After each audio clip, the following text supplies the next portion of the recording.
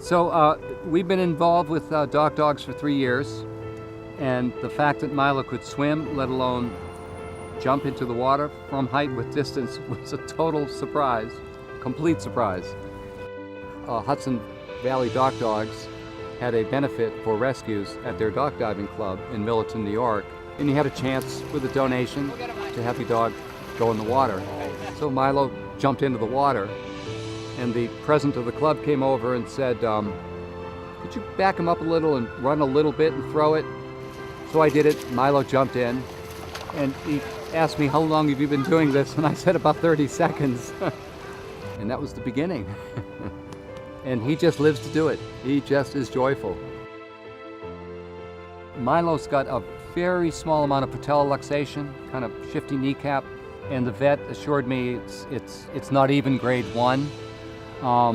But given the exertion that he does in the sport, and given that if there's any amount of kneecap movement when he's running, leaping in the air, and pushing in the water, I want to make sure that his joint health is as healthy as it can possibly be.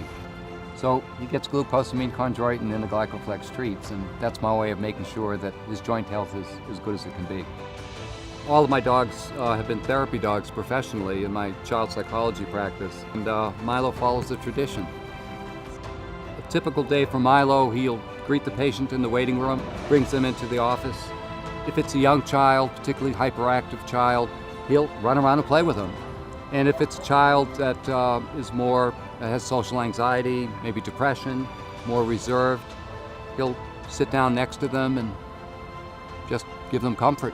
And he's probably the most remarkable therapy dog that I've had in terms of calibrating to the emotional state of the patient.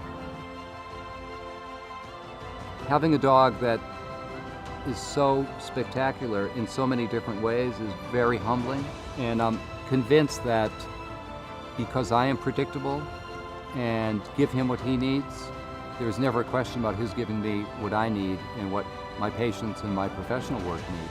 He's a special dog.